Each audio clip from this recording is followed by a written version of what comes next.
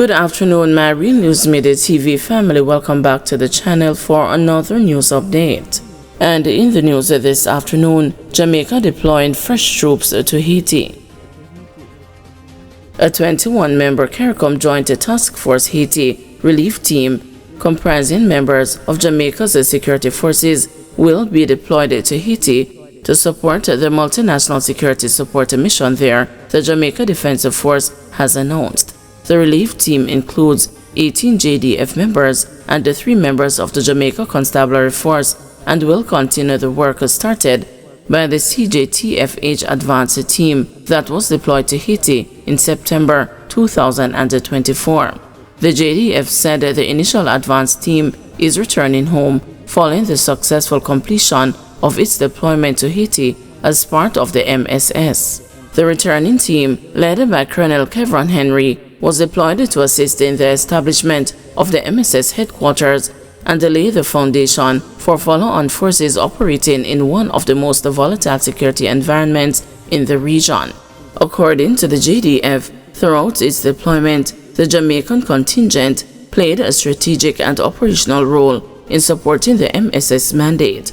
It said among the team's most significant contributions was the delivery of essential intelligence and operational planning support to the MSS headquarters, thereby helping to shape mission strategy and to execute coordinated security operations across Haiti. In addition, members of the contingent were tasked with providing security at the logistics support area, the main base where MSS personnel are accommodated and the critical facilities housed. Colonel Henry stated, "Our team performed with professionalism, courage, and unwavering discipline in one of the most challenging operating environments in the region. The threat level in Haiti is high and constant, but our personnel were highly motivated and undaunted. They contributed meaningfully to the development and execution of the MSS mission and represented Jamaica with distinction. I cannot stress how hostile the environment was," he added. The operational teams, led by our Kenyan partners, took heavy gunfire regularly and required significant logistical support. The JDF contingent, he pointed out, was vital to this function as we were involved in the training of other deployed personnel and in the maintenance of armored personnel carriers, a critical asset in the MSS's operational capabilities.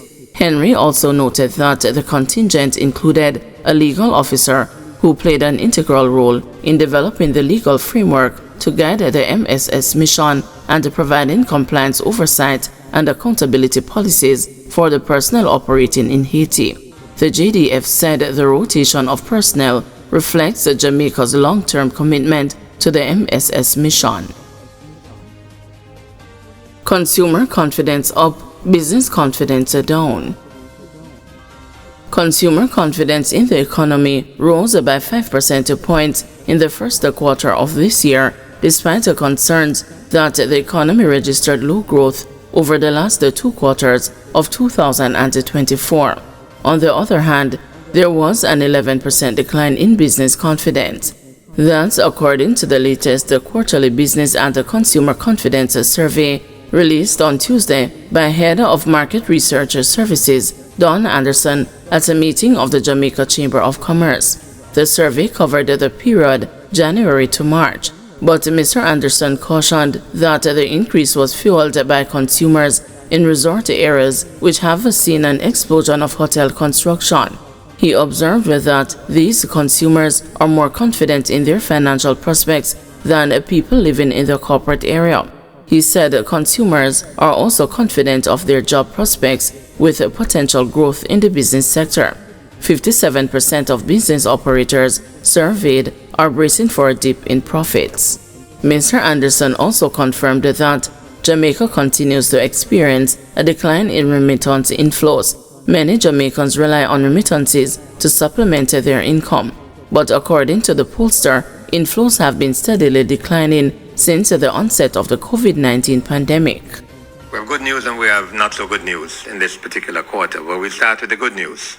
For the first quarter of 2025, we saw consumer confidence reaching an all-time high. It moved up by 5 percentage points and the index was 183.7, which represents the highest in the history of the business and consumer confidence study. The previous peak was just prior to COVID, when it was 183.4. And therefore, what we're seeing has been a gradual increase in consumer confidence. We can see that chart, which talks to you in terms of dips, yes, but a gradual and progressive increase in consumer confidence up to now, where it is now peaking at 183.7. We're broken it down into a 5-year trend, clearly, and we're looking at the Kingston area, the tourist area, and we can see that what is driving that largely is confidence amongst consumers in tourist-related, industrial and tourist-related businesses and tourist-related areas. Less so in Kingston, and obviously less so in areas outside of Kingston. So we've broken down this confidence index over the last 5 years and indicate where has been the primary area of confidence, and it is amongst consumers who are somewhere along the line related to the tourist sector. Clearly, we get a lot of the money we get from the more established economies of the world, the United States and Canada, in that order. And therefore, when COVID hit, it impacted the ability of Jamaicans to send money to Jamaica. And that was really the key factor for that reduction in the inflows by demographics. But we're not talking about the actual dollar value of the remittances, although Bank of Jamaica has confirmed that there has been a fall in the incidence of remittances coming in. Mother pleads with her daughter to return home. A St. Mary mother is crying herself to sleep at night when she manages to sleep at all after her 16-year-old daughter, Shaquilla Edwards, disappeared from home last Saturday. Julian Cameron Douglas, 47, said that Shaquilla has left home before, but never for this long. Now she's fearing the worst. Sleepless nights me I have because me no see her and me can't hear from her. None of our friends them no know where she dey, she told the news. When you have children, and you know say you alone and play both mother and father for them, it's hard when things like this happen. Me out there work 24-48 hours straight, just to mind them. Me really scared now. Cameron Douglas, who leaves early for work and returns in the evenings, last saw Shaquilla Friday evening. The teen reportedly left the house early Saturday, while only her stepfather and the siblings were home. My husband asked her where she going and she never answered, the mother said. She just walked out. Shaquilla was last seen wearing a blue skirt and a white shirt and a pair of Crocs and the socks. She is a student at Wycliffe Martin High School and, according to her mother, has made it a habit to leave home on Friday evenings and return on Saturdays, never saying where she went.